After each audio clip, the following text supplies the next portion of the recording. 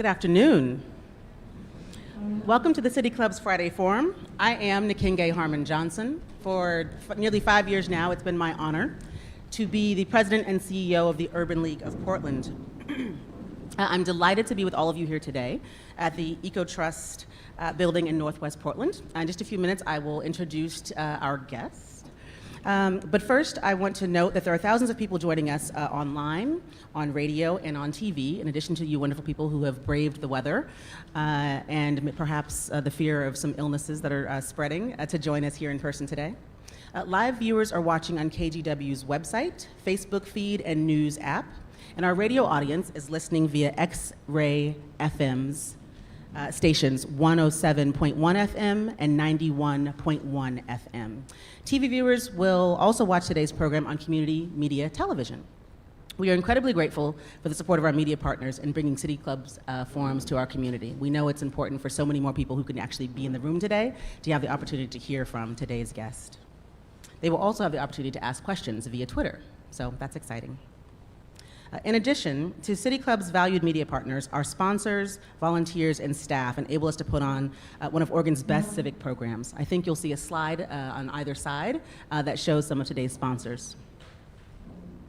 A special thank you goes to EcoTrust for working with us to bring Friday Forum to this space. For me, I've been on the Friday Forum stage before, but it's the very first time that I've been in this space, and I love it. I'm very glad to be back here, so congratulations, Julia. Thank you, Juan. EcoTrust believes in the power of convening people around great ideas. The organization operates two historically rooted, forward-thinking Portland gathering spaces, the Red on Salmon Street on the east side, and this building, the Natural Capital Center. When you host an event in one of these buildings, your dollars go to support their work, to create environmental well-being, economic opportunity, and social equity in this place that we all call home. Thank you also to Elephants for providing wonderful food. Please join me in showing our appreciation to everyone who's made today's event possible.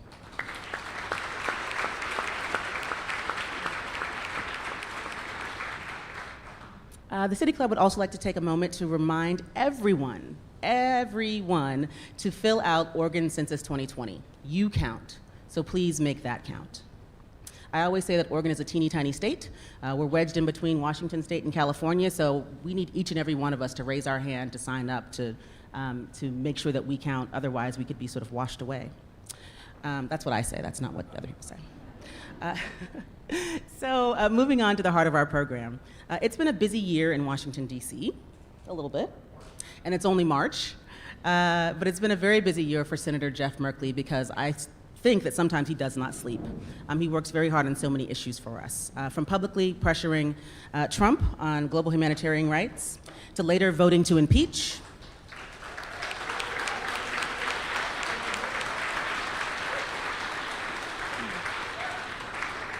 to working toward creating a reasonable and regulated cannabis banking system, demanding action on gun safety and legislation, launching an investigation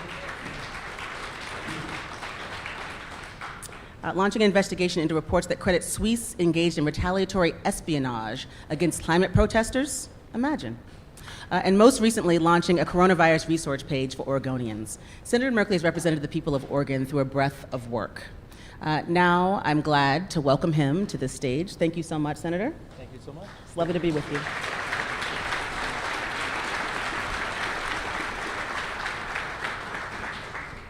So as we get started, folks, I'm going to have the opportunity to ask Senator some questions, and as you listen in, please do remember that you'll have the opportunity later in the session to ask questions yourselves. There's a microphone on the side, cards will be passed around, and then those of you watching from home or from work can use social media to send your questions in, and I promise to take at least one or two from folks who are out there in the social media world.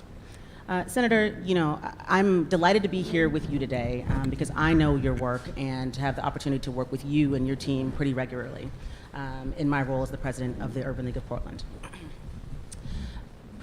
As I'm moving around in the community and I attend town halls, both locally and those that our congressional delegation host, I very often hear people at the congressional events talking about the cost of drugs and the cost of health care. when I'm at locally hosted or events with local officials, and even for that matter, the Urban League's own events, we hear people talking about the cost of housing and how unaffordable it is, how difficult it is. And it's interesting to me to see what a stark sort of divide is. I almost never hear people on the local level talking about the cost of healthcare and the cost of drugs. But I think that's because housing is your everyday, workaday issue, and if you can't afford a home, healthcare may be your next most important issue, but if you don't have a roof over your head, it's first on your list. That's what I suspect. In any case, I want to talk to you about both of those things, and then we'll explore some other issues too. Okay, great. Will you take a minute to talk with us about what you're doing related to housing? I know that there are many issues on your plate, and people are talking to you about it all the time, but what do you see as the federal government's role to help make housing more affordable here in Oregon and in other states across the country? Thanks so much, Nkenge, and thank you for the invitation from the City Club to join you all. How many folks here would consider housing as one of their top 2 priorities? That's pretty much everybody in the room. It is a very big deal, and the context I bring to this is that when I'm the son of a mechanic, and my dad and mother bought a home on it was outside of Portland. It's now been incorporated into Portland. The cost in that blue-collar David Douglas community was about twice a mechanic's annual wages. And now a house in that community is about 5 times a mechanic's annual wages, which puts home ownership out of reach for most people. Or I think about back when I came home to Oregon in the early 90s and worked for Habitat for Humanity, and every time we were able to stabilize a family through home ownership, it was a dramatic transformation in the family's lives. So and the Habitat had a slogan that kind of is one I've adopted for thinking about that, which was a decent home and a decent community for every family in need. And that should be achievable in our nation. At the federal level, I'm really focused on the additional resources that the federal government can bring to bear.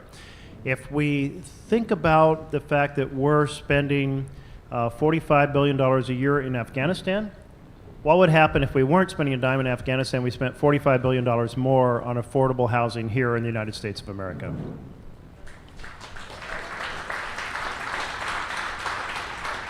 In other words, we have resources to invest more, and to invest more in every aspect, to invest more in affordable rentals through our Section 8 vouchers, both project-based and attached to a person so that they can move throughout the community. Down payments, assistance on homes, vouchers which assist veterans. We've cut the homeless rate for veterans in half in Oregon, primarily through VASH vouchers, which is a nice piece of progress on one piece of the puzzle. But so to summarize this, 2 weeks from now I'm going to introduce a bill called the Affordable Home Act, and it's about making a massive additional investment of a significant amount in the range of $45 billion a year here in America. Senator, that's exciting. So for someone like me who runs a social profit organization, and for those of you who don't know, the Urban League of Portland is one of the oldest civil rights and social justice organizations in the Pacific Northwest. And we focus on housing and health, education and jobs, particularly for African Americans, but also for others in Oregon and Southwest Washington. So the issue of housing is a huge one for us. 4.5 years ago, we didn't have a housing program. Now we have one that tops more than $3 million a year, and we still have waiting lists for people who need our help that we can't get to. So when you talk about the importance of bringing that legislation forward, I'm very excited about it because there's lots being done on the local level, on the regional level, there's some being done on the statewide level, but we know the federal government has got to get involved, and frankly it's because the federal government has caused, or at least fostered, a lot of the problems that we're seeing on a local level. Federal dollars can't be spent to build public housing anymore, which means that almost all the housing that's built in our communities has a profit motive, right? Somebody has to make a lot of money off of it. It's not about just getting people housed. Redlining and gentrification that's happened was fostered because of federal government incentives to displace people from their neighborhoods to supposedly make them better than they were before, but it's led to vast changes for people who aren't able to be invested, aren't able to be rooted, and it's, for many people, has devastated their families and the communities that they've enjoyed for a long time. So I'm excited to hear that you're doing this work. I'm really interested, though, to know, as you're talking to your colleagues, do they see what you see? So when you're home in Oregon, I know that you go over to the Port tomorrow and you see that workforce housing is an issue. I know you visit Bend and you see that housing and homelessness is an issue. You're in Salem and you see that even in my hometown, in Salem, housing is unaffordable compared to what it used to be even 4 years ago. But do your colleagues in the U.S. Senate understand that? Are they feeling the same kind of heat from their constituents when they go back home? Well, not all of them.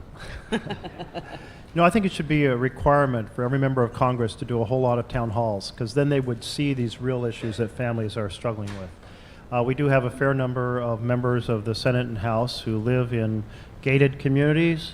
They're surrounded by people who are at the upper 10% of America, and that's why Senator Wyden established the practice I followed of going to every county every year and holding an open town hall in order to see the real issues. And I can guarantee you that housing comes up at every single town hall, no matter where I am in our state. And you mentioned rural housing.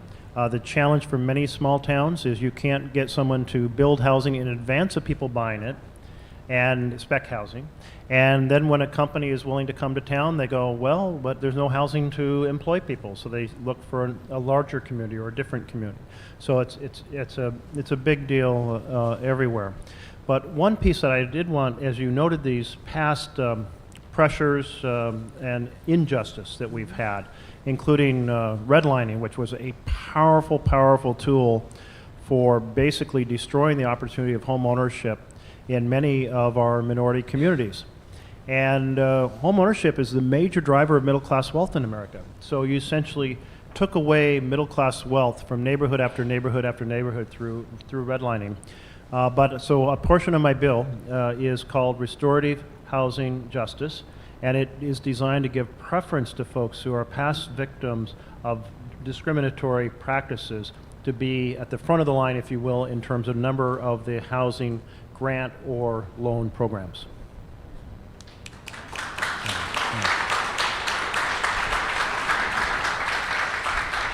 Senator, I applaud you for that, and I thank you for saying so, because it's important that when specific harms were done, that we remediate them through specific action, right? Let's shift a little bit and talk about health care and the cost of health care. But let's start off with talking about what's on sort of everyone's mind, what's in the headlines, talking about the coronavirus. I know that on this week, during the all-staff meeting at the Urban League, we took some time on our agenda to talk about what's true, what's not, to dispel some myths and some rumors, and to talk about just sort of good, basic, standard practices that can help keep us all safe. The things that we should be doing anyway, by the way, to avoid the common cold and the regular old flu, by the way. Like washing our hands and what that means with soap and water, and how to greet people, and just all the, the way that we clean the spaces that we share. So this is sort of a good opportunity for us to behave the way we were taught in kindergarten, and to really follow those rules. But on a deeper and broader level, I know that you have been trying to educate folks and make sure that we have the resources they need. Will you talk a little bit about that? Before we came up here, we were practicing our elbow bump and our boot bump. We'll do it before we leave the stage, I promise. So last weekend I was immersed in contacting the education community because of the case we had in Lake Oswego, and the health community here and the labor community to create maximum contacts on how Oregon is responding. And then simultaneously I was working on the FDA, Food and Drug Administration portion of the national bill. We completed our work on Saturday. I'd hoped we'd be able to vote on Monday on the entire bill, but it took until yesterday, Thursday, for it to get from the House to the Senate. That will inject about $8.3 billion into the national discussion on every aspect of this challenge of taking on coronavirus. That includes protective clothing, and that includes masks, and that includes drug supplies, and it includes work on a vaccine, and so forth, all kinds of aspects. And having the FDA gears lubricated to really make sure that every action that requires some kind of step in decision-making is immediately acted on, not delayed. But the question that so many people ask is, how serious is this? How big a deal is this coronavirus? How worried should we be? Yeah, and I asked that yesterday at a briefing by Secretary Azar and his healthcare experts from the federal government, and here's what they said. They said, we don't know how how contagious this is going to be. Here in the United States, we had over 5 days a six-fold increase in identified cases. If you do a little bit of math, every 5 days, six-fold increase, there'd be over 100,000 cases by the end of this month. And so I asked, is that what we're anticipating? They said, we're modeling, and we'll have more to say after we learn more, because they're not sure. But the point is, it's fairly contagious. Let's put it that way. And then I asked, and what should people understand about the risk, the mortality? For example, we have flu, which comes every year, and it kills, in the years since the year 2010, between 14,000 and 65,000 Americans. That's a lot of damage. Is it equal to the flu, or is it more lethal than the flu? And we had two experts stand up and give very different answers. So there you go. One expert said it's between 2 to 3%. Compared to 0.1% for the flu, that means 20 to 30 times more lethal. And the next expert said, no, hold on, that's not right. Our best estimate is between 0.1, equivalent to the flu, and 1%, which would be 10 times. So in some ways, think of it as the risk of a very bad flu season. I think that's a fair way to think about this. And because we know a lot about transmission of coronaviruses and that it comes primarily through touch, it does mean, therefore, hand washing, hand sanitizer. If you're holding on to a handrail or touching lots of things in a public place, then think, I'm not going to put my hands to my face, because that's where the transmission occurs. I don't really love elbow bumping. I like to shake hands. It's personal, it's connected, it's real, but it is smart for us to recognize that hands are a major source of spread, so therefore I'm trying to model everywhere I go elbow bumping or boot bumping, as you suggested. Mm-hmm. And so these are very practical. Washing your hands, add that to this formulation. These things greatly reduce the risk. In terms of who's at risk, young people have very low risk. In China, they've had virtually no one seriously ill under 15 or who has died. Maybe ill but hasn't died. But young people who have special health care problems related to their lungs or their immune system, then they're very much at risk. Mostly older people, mid-60s up, who have weak immune systems or other lung conditions, they are most at risk. So it's in that way it's very similar to the flu. Thank you for talking about that. I think it's on everyone's mind, and it's really important. Yeah, and I think we really shouldn't think that we have to stop all of our activities as a society. If you're following those basic practices, then you're pretty much you're in a pretty safe zone. I'll put it that way. You're not in a completely safe zone, just like we're not completely safe from flu, but we're pretty safe. Just a quick question. Has anyone here had a conference or meeting canceled already because of fears about coronavirus? Yeah. It's going to have a big impact on our economy. As the flights, I mean, that's where I really feel it. I've been on these packed airplanes, as squished in back there, six abreast, and as soon as somebody starts coughing, everyone looks around like, oh no. And I happen to have one of those, I have allergies, and my allergy manifests as coughing, right? I don't sneeze, I don't get runny eyes, but so I don't know where I'm gonna be this spring, but you might not see me for a while. So before we go on, I want to do a broadcast sort of reminder here for our radio audience. This is the City Club of Portland's Friday Forum, coming to you from the Eco Trust Building in Northwest Portland. I am Nikenge Harmon Johnson, President and CEO of the Urban League of Portland, and with me is our United States Senator Jeff Merkley. Senator, so as you know, the Urban League runs a senior activity center and a senior services program. In fact, we have the only African American serving program in the state. And one of the few in the country, oddly enough, I've come to learn, and where we focus on the needs of African American elders. While our program is open to all, that's our focus. And you've certainly been to our activity center before. You met with some of our clients. They come to your town halls. So I want to talk a little bit about the cost of drug prices, because they fall into a group for whose that's especially important, but as well as for other vulnerable populations, people who have long-term sort of health and healthcare needs. Will you talk to us just about what you're doing on the front of making drugs more affordable for Oregonians? Well, I'm going to ask you all to vote the same way I ask in town halls, because there's three basic approaches to dropping the cost of drugs. And the first is to be able to re-import drugs from approved, inspected, checked out, vetted Canadian pharmacies. How many would support that? Okay. How many people would be opposed? And so for our radio audience, that's about 95% on one side and 5% on the other. Okay, a second approach is to say that Medicare can negotiate the price of drugs. Okay. A lot of hands up for support. How many opposed to that? Not too many hands up. I don't see any hands up. The third is to do a reference bill, and what a reference bill says is, oh, dear drug company, you cannot charge Americans more than you charge the median price of how you sell it in Canada, Australia, Japan, and the major European countries. So therefore, we kind of piggyback on the negotiation of other countries and say what's fair for that group in the developed world is fair for us. How many people would support that? Well, that third approach is my bill, so thank you all of you who raised your hand. And President Trump did say not so many months ago, about half a year ago, he wanted to do a reference price bill, so we contacted him and said, oh, I'm ready to go, let's partner Merkley and Trump like this. And, Never say that again. Yeah, delete that from the recording. The president, 2 days later, after he announced this, met with a group of pharmaceutical CEOs, and within a week, he had abandoned his reference plan for a reference bill.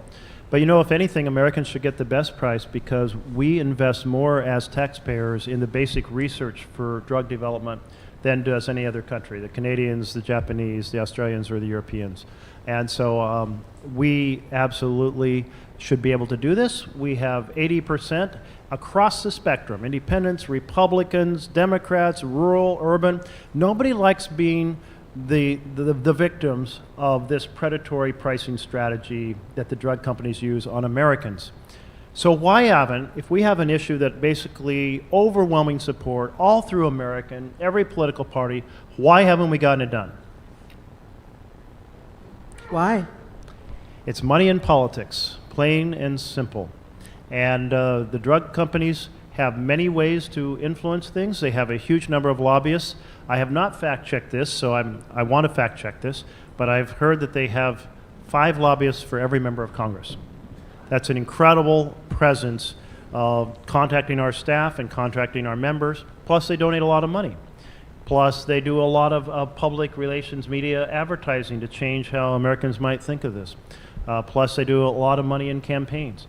And if we're going to take on the basic issues facing America, we have to restore we the people governance, which means we have to take on gerrymandering, voter suppression, and dark money in campaigns.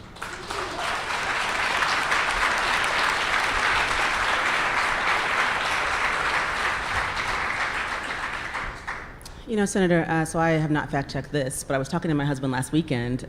We were watching one of our streaming services, watching Hulu or something, and as the commercials were coming through, and maybe some of you have noticed this, there are so many drugs that are advertised, right, on television. When I look at a magazine, when I'm traveling, I'm seeing all these advertisements for drugs for conditions that I've never heard of. Now, that doesn't mean that they're not common and that people don't suffer from them, but no one in my family, no friends, no whatever, but they've got enough money to spend on advertising drug after drug after drug after drug. It makes me wonder, well, how much money do they have if it's worth their while to sort of stream this to me, for whom it's not at all relevant? So I'm really glad to hear you talk about just sort of the vast wealth and the size of some of these companies. Isn't it the most bizarre thing to see butterflies and nice music and beautiful vistas while they're saying, and the side effects are this will destroy your liver and your lungs and every other organ in your body.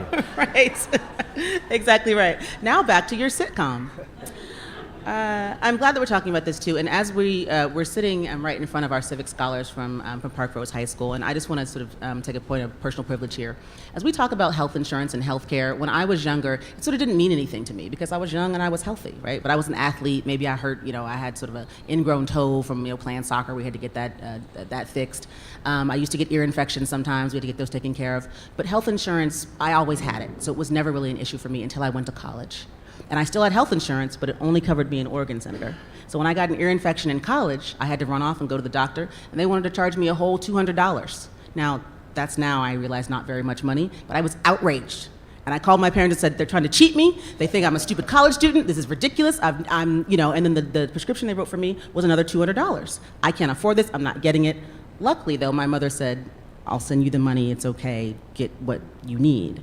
But for young people, just as it is for older people, health insurance and the cost of health care and drugs is super important. So I just wanted to sort of mention that as we're talking about these things. They have to do with you, too, even if you don't quite know it yet. Well, in this surprise medical billing, which is kind of billing that happens when you're not in your normal list of folks covered by your insurance, is a bill I think we have a chance of passing in the U.S. Senate and the House. I sure hope we can. But I also think, personally, our system is so complicated. It's so stressful.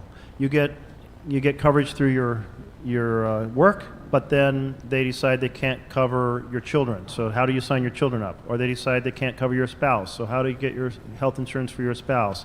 And then you lose your job and you're going to sign up for Medicaid, but the income forms are extensive, and then you earn a little more, so now you're off Medicaid. How to get back on private insurance? We have veterans insurance. We have workplace insurance, workers' compensation.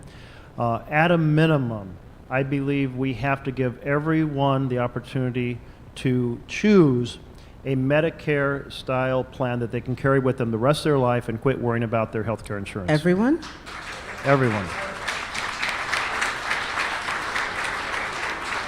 And I did put a little caveat on that. I said give everyone the opportunity to choose.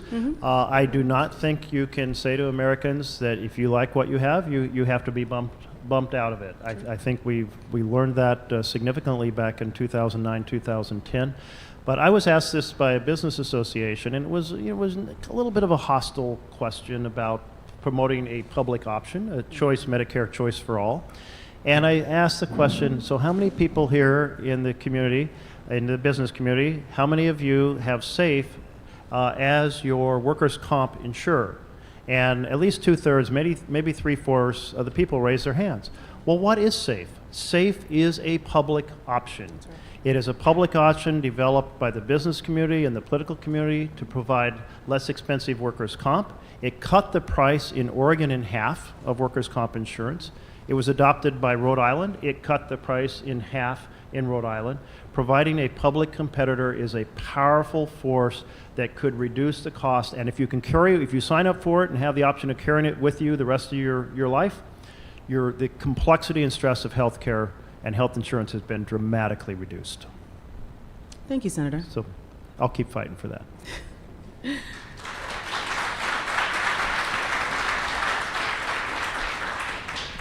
I know I've got someone doing time checks for me. I think I'm still doing all right. Okay. There's a few more things I want to get to. So, Senator, one of the things that is a key issue for me and for the people that my organization serves, and I know for that matter for my friends and neighbors, is the issue of justice and expanding justice in our communities, in our state, and across the country.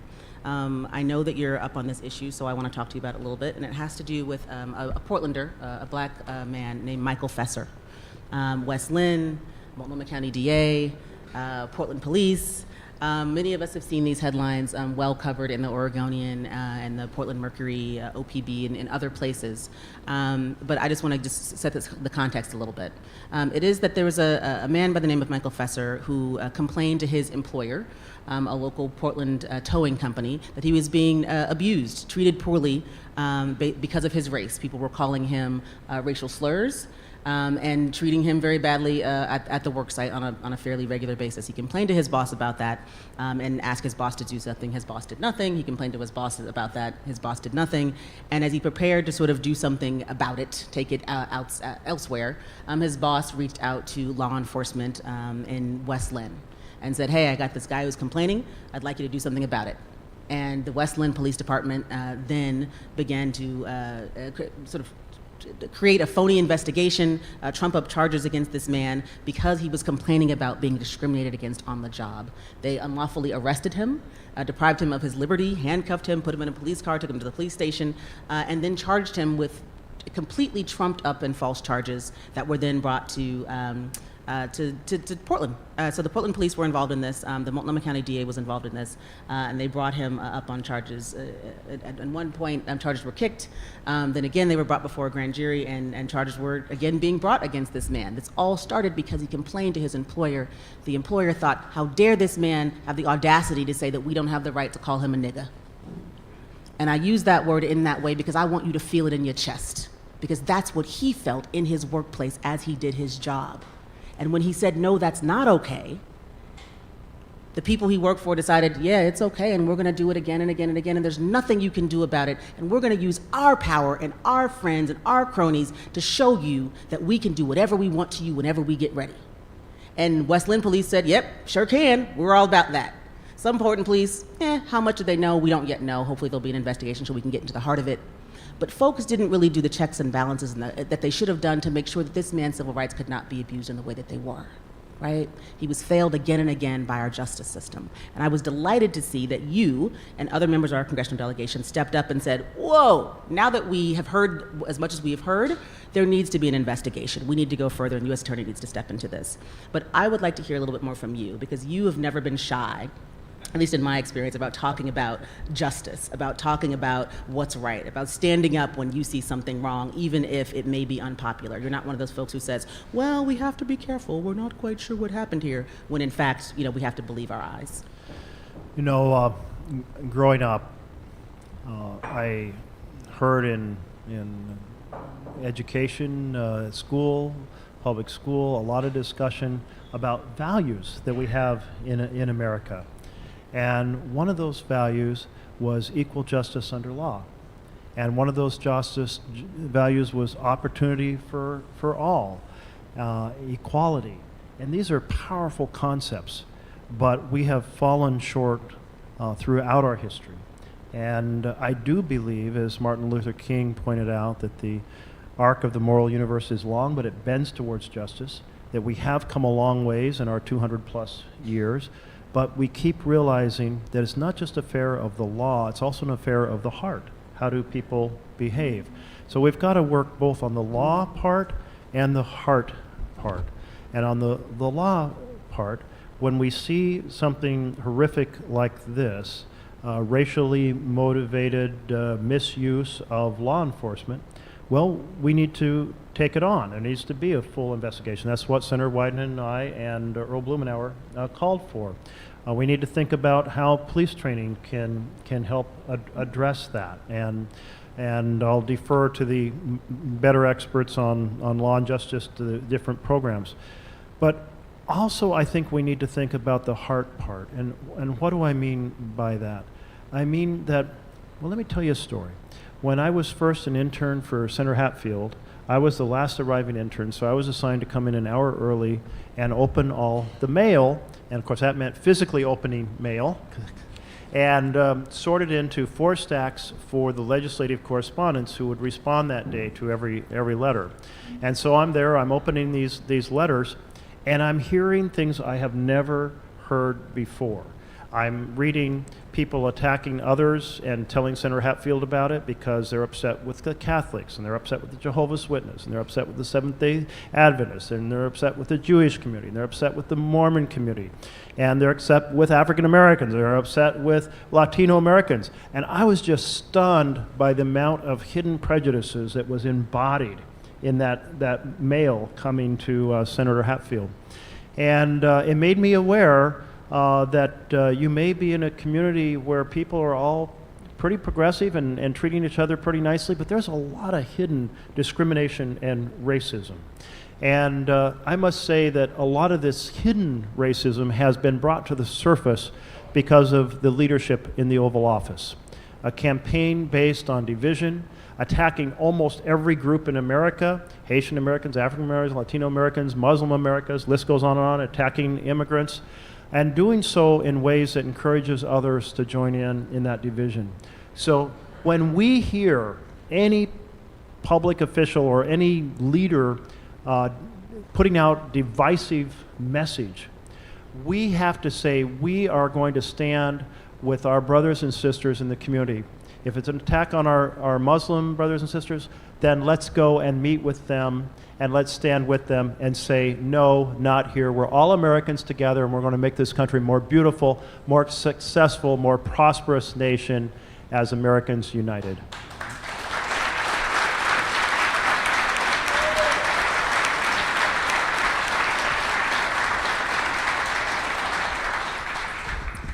Senator, I do want to thank you and Senator Wyden and Congressman Blumenauer for stepping forward and calling for a further investigation. As someone who runs a civil rights and social justice organization, often it falls on my shoulders to raise a flag, to raise a hand, to make the call, to write the letter. And the three of you were right there, you were right on top of it, and that it means a lot. So thank you so much for doing that. It's time for a broadcast reminder. For our radio, for our radio audience, this is the City Club of Portland's Friday Forum coming to you from EcoTrust Building in Northwest Portland. I'm Nikin Harmon Johnson here with U.S. Senator Jeff Merkley. While we're on the topic of justice and maybe a bit about corruption, I want to ask you about our national institutions. We see that our courts are being stacked with some folks who may be unqualified in my considered opinion. We see that sort of every day there are people who are hacking away against our institutions that we have thought for a long time, I think, to be unassailable. And many of the people on perhaps the other side of the aisle from you are sort of sitting idly by while this happens. Will you talk a little bit about what that looks like, what that means, and maybe what you're doing to try to stand up against the diminution of our democracy? Yeah. Well, I feel like all of our major institutions are in trouble, but let me start with the one I'm in, the Senate. The Senate's had two dramatic changes in how it has operated in my lifetime. One is back when I was an intern for Senator Hatfield and worked for Congress in the 1980s. A senator could put any issue on the floor of the Senate as an amendment or as a bill and say, we need to debate this, we need to vote on it, and there was accountability to the American people. So if you felt you wanted more money for housing, you could put that on the floor. If you felt you needed a tax break to help some group out in America, you could put it on the floor. I mean, it's like, that is a very powerful role for a senator to have, but it's also accountability because people have to vote, senators have to vote and take positions. That ability to do an issue on the floor, it's completely gone. I think about how just 10 years ago I was able to put on the floor of the Senate an end to the war in Afghanistan and make people vote on it. And lo and behold, John McCain was not very happy with me. But we won with these Democrats and Republicans voting together, said to President Obama, accelerate the plans to end the war. You cannot do that today. Last year, we had just about 24 amendments on the floor of the Senate, and most of them were negotiated beforehand, so kind of unanimous consent or overwhelming support. Are you kidding me? The Senate used to do that many amendments in the course of a day and a half.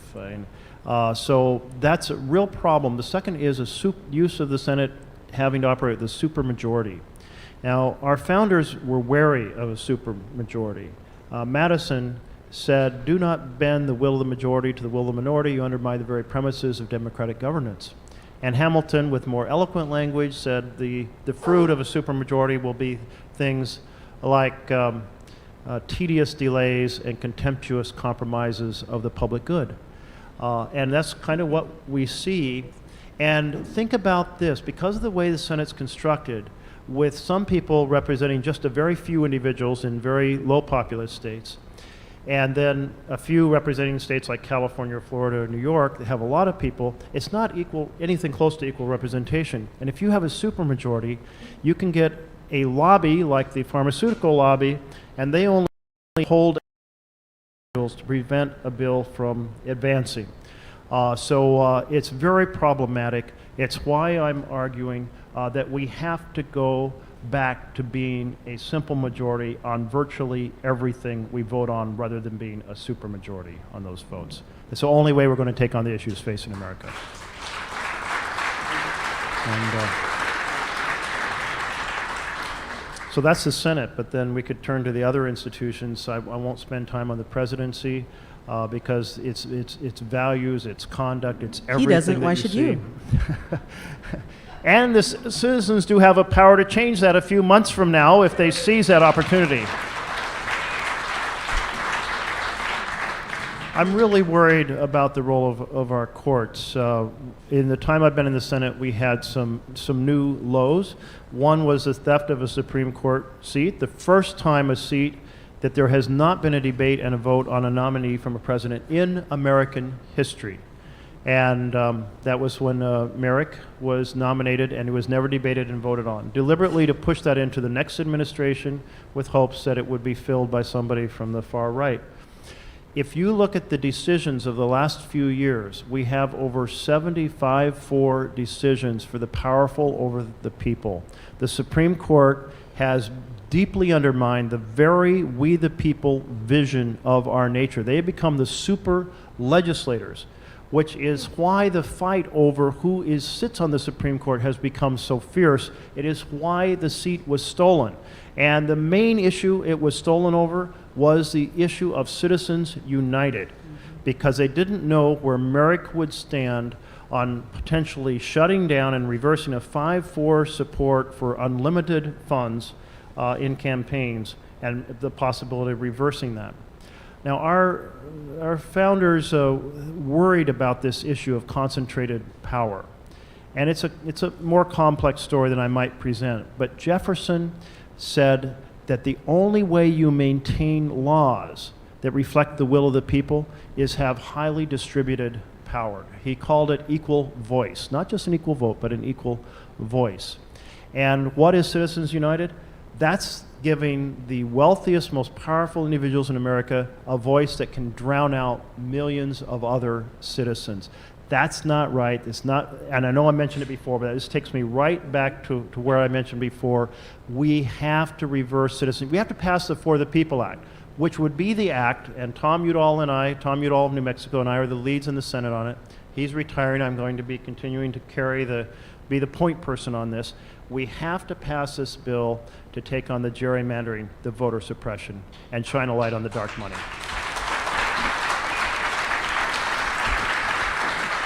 Okay.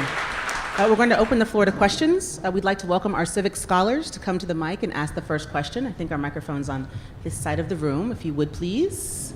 And also, if you've written questions down, if you've got cards, raise them up, and there'll be volunteers coming around to pick up those cards. And I think we'll be getting questions from online as well. So everyone watching or listening today is welcome to ask a question. Please use your social media platform and hashtag Friday Forum. Again, that's hashtag Friday Forum, so that we can find your question and I'll be able to read it from the stage here. To those of you who would like to ask a question, please identify yourself and ask one question only, please, in 30 seconds or less. And we would ask that you make it a question rather than a comment or a statement, so that we can get as many questions in as possible. I see that folks are getting ready over there on the microphone. I'm sorry, what? And when our civic scholar is ready, please let me know and we'll go forward. Whatever. In the meantime, She's first? Okay. Senator, while we wait for the civic scholar to get ready, let me ask you a quick question. If there is maybe one book that you have read that you would want all of your congressional colleagues to read, what might that be? I would love them to read a book written by an Oregonian, Nicholas Kristof, and his wife, Cheryl Wu Dunn, that just came out called Tightrope. And what he wrote about was going back to his home in Yamhill, Oregon, and talks about what happened to the kids on school bus number 6.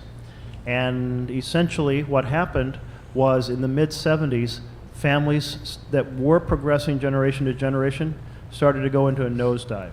A nosedive because the loss of living wage jobs, followed by domestic violence, an addiction, and suicide, and a drop in education completion. And it's a portrayal of what has happened in much of America over the last 4 decades. And it's the underinvestment in those 4 foundations for thriving families: healthcare, housing, education, and good paying jobs.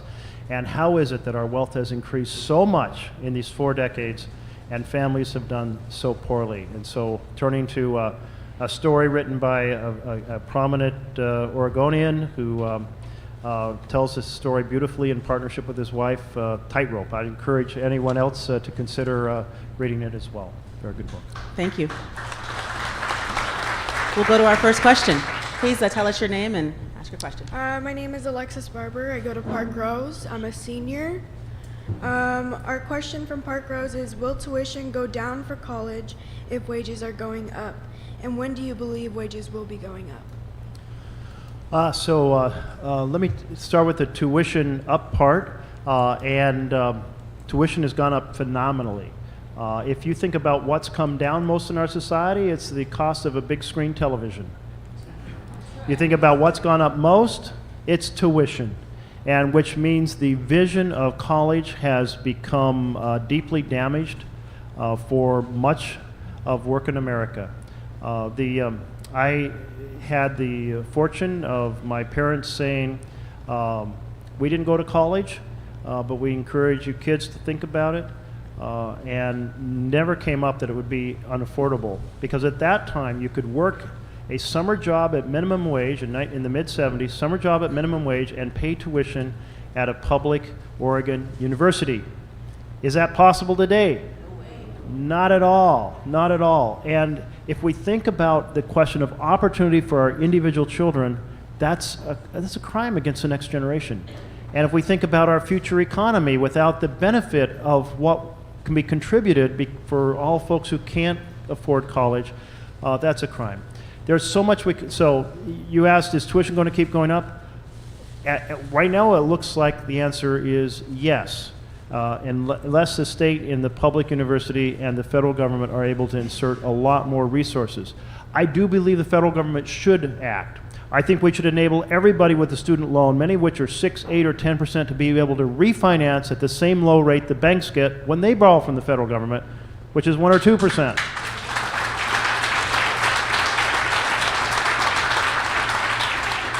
I think we have to greatly increase the grants that go for low-income students to be able to afford college. I think in essence we have to do what most developed countries have done, and that is to have the resources so that students can go to college debt-free and dive into their working life without a big burden on their shoulders that handicaps them for decades after.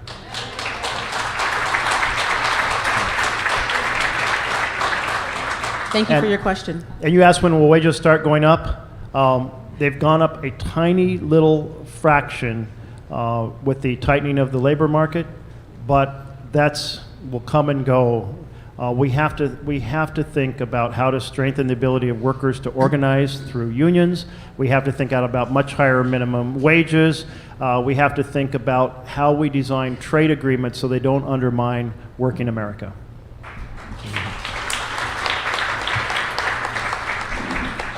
I'm going to read a question from the audience on a card that was brought to me. And Senator, this is great because it's one of the topics I didn't have a chance to get to. But the question is, what opportunities do you see now in the Senate to combat carbon pollution, if any? Okay, well, first of all, I'm going to invite everyone to do a little exercise and hold your breath for 3 seconds. Ready? Breathe in. Exhale. So that air you just had in your lungs, very different from when I was born. It doesn't have 2 or 3% more carbon. It doesn't have 5 or 10% more carbon. It has 33% more carbon. And it's going up dramatically. It's having a profound impact on our climate. Let's think in terms of its impact on people, on our ranchers and farmers who have less water because the snowpack melts earlier, or on fishermen who are having challenges produced by that warmer water and more acidic water in the ocean, and so forth, of those who are affected by the forest fires that we have that are so much more prevalent. So it's a very, very big deal. It is the biggest challenge facing humanity. So the Senate should be right on top of it. But going back to that dark money issue, in 2014, the fossil fuel world said, we're going to use Citizens United. They invested over $100 million in Senate campaigns. And they proceeded to switch the control of the Senate, and they have been really the masters of the Senate. And so we have a simple energy efficiency bill that Rob Portman of Ohio and Jean Shaheen from New Hampshire have been working on for years and years, and we are trying to get it on the floor right now as an amendment, and we went all week long, and no amendments were allowed by Mitch McConnell. I mean, bipartisan, simple energy efficiency. So I think that tells you what you need to know. And it's that the Senate is not doing its job. Now, there are some smaller bills that we've had bipartisan work on. I've worked with others on this. I'm leading on a bill that provides ongoing subsidies to buy electric vehicles. Another bill to be able to help make the transition to electric buses. There's these smaller little bits you would think those might be possible. If not a big comprehensive bill, little bits, but despite bipartisan support for these little bits, we can't get them passed. So it is going to take a complete leadership change in the Senate before we do anything significant, really significant, on climate. Thank you. I'm sorry to say. I will take our next question from the microphone, please. And if there are other questions on cards, if you'll bring them to me, I'd certainly appreciate it. Yes, thank you, Senator Merkley, for this opportunity. My name is Johnny Engelhardt Noel. I'm a Spanish interpreter, freelance. I was trained 30 years ago, and I'm doing healthcare because I enjoy it, but it's a safety issue and a healthcare issue where the interpreters in Oregon are some of the poorest paid in the country. We're making, in effect, around $12 to $15 an hour. Only 750 of us are qualified and certified, and I'm one of them. I was born and raised in Mexico. I identify as a Mexican, although I look like this. My question is, how can you help us to get money at the top? What we have is forming a union with interpreters, blaming the agencies, but the money doesn't come to the top from the providers. In California, the providers pay the agencies well, the interpreters well, and we can make a living wage. The point is that we have incompetent interpreters, and the public, the reason I'm doing this publicly is the public thinks we're making money because we dress nice, but we're not. We're making, in effect, about 12 to 15 an hour. And we really need help with this. It's a safety issue. People are dying, and the hospitals lawyer up. I've witnessed to this. So thank you. And you're working you get paid directly by a healthcare organization? And most of us, 4,000 or so, are freelance interpreters. And it's been stated many times that people cleaning houses make more money. I mean, after we pay, we got about 26 an hour or something like that. But the agency is only, the wholesale price is about 38. So we need money at the top, like in California, where, you know, anyway. Well, I'll say this, it's an issue I'm totally unfamiliar with. Thank so you. I can look into it. I'll introduce Carrie, who is here somewhere. Yes, she gave me her card. Carrie back here, my field rep. Carrie. Let's connect okay. the two of you. Okay, thank I'll you. follow up, learn more about it, and you. try to get back to you. Because it's particular to Oregon, and Washington is almost as bad, but we're struggling, but the problem is the money's not coming from the top. The lobbyists are modifying, and thank you for raising it, and without Thank good you. translators, people can't get good health care. Sí, señor. De acuerdo. Sí, muy bien, gracias. Gracias, gracias. Gracias por la pregunta. A usted. How will we keep gerrymandering of districts from happening after the 2020 census redistricting?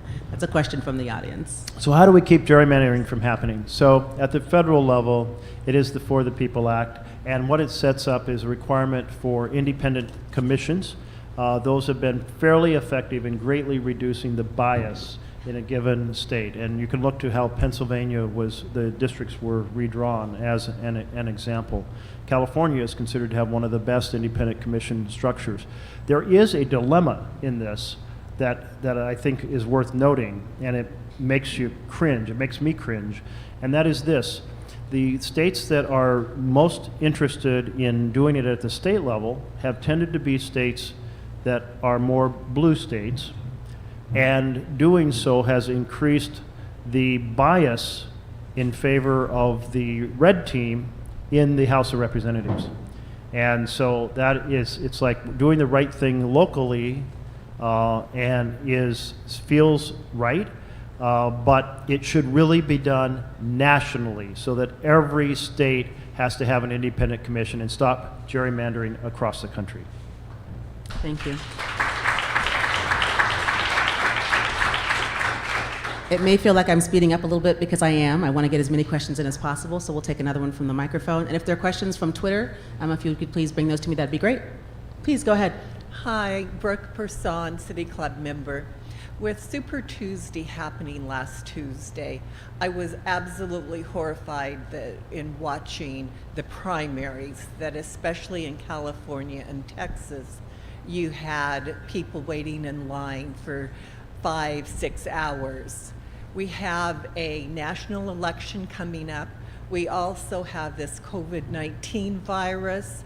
Oregon has an outstanding election procedure. In fact, my sister in California is jealous when I tell her what I do here in Oregon.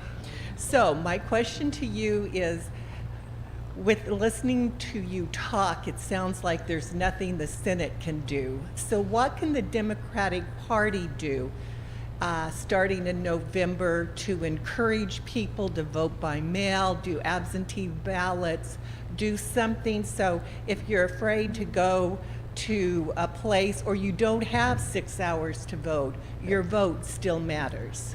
So there's something the Senate can do, and it's to pass the For the People Act. But here's the challenge. You have I hate to bring this up repeatedly in partisan terms, but I'm telling you the experience as I see it through my eyes. We have 47 sponsors that take, and the second main section of this act takes on voter suppression and intimidation. It basically takes the Oregon model and makes it the national model. It means everyone has the right to early vote. It means everybody has a paper ballot that can be recounted. It means that on election day you have to have equal staffing of precincts by population so that you don't have the manipulation of the precincts in order to have people waiting in line 6 hours or worse. It stops the purging of voting registration rolls done in a biased manner. Let's take the Oregon model and make it national, and then we will truly have a much better access to the ballot. And it takes automatic voter registration and makes it national. Every Democrat in the U.S. Senate, every independent has supported it. But the Republican leader pulled in his caucus and said no one can sponsor this bill. Why? Because gerrymandering, voter suppression, and dark money are a source of power to the powerful, and they don't want to let go of it. So we are going to have not only a majority that are elected that will support taking this on, but then we need to vote by simple majority to pass it and say when it comes to defending the Constitution, the foundation of the Constitution, that can pass the Senate by simple majority. That's the only way we're going to implement it nationally. That's what we have to do. Meanwhile, let's urge more states to take on early voting, vote by mail, paper ballots, and all the rest, state by state. But we really need to do it nationally in order to put our country back on track. Jeanette Shaw on Twitter, I see your question, and I'm going to pass it on to Carrie from the Senator's staff so they can perhaps get you an answer that way, but it's related to electric vehicles. I just wanted to give you a shout out. Thank you for watching, Jeanette, and thank you for contacting us via Twitter. We'll take our last question here in the room with the microphone. If you'd please tell us your name and ask your question. My name's Kathy Moyd. I'm wondering what the effect of the non-decision by the Supreme Court in the McGahn subpoena case is going to have on the ability of the Senate to do oversight. Thank you, Kathy. And the Constitution involves these powerful checks and balances and envisions that the Congress can oversee the executive to make sure the executive is abiding by the law and is not up to a lot of mischief. To be able to exercise that check, you have to be able to get documents and witnesses. And the McGahn case is a case saying, does Congress have the power of subpoena to get a witness, to compel him to testify? And the decision, and that was a circuit court that just made that decision?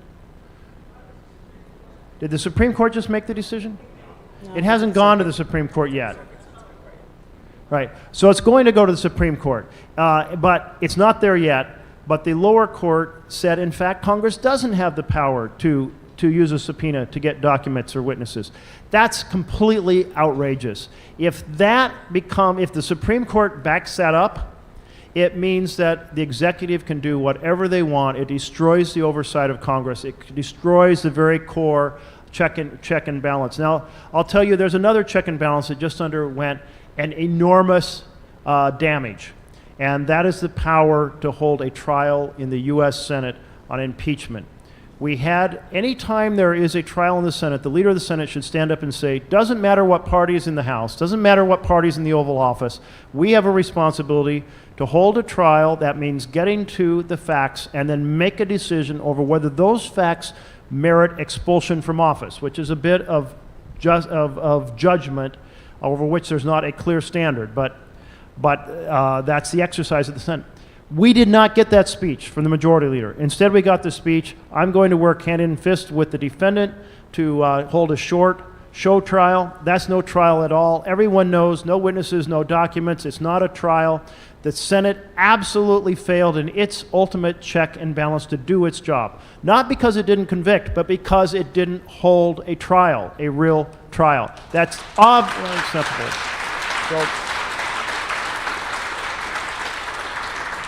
So as a response, I've drafted a rule that says any future impeachment trial, there will be full ability to get witnesses and documents and therefore get to the truth.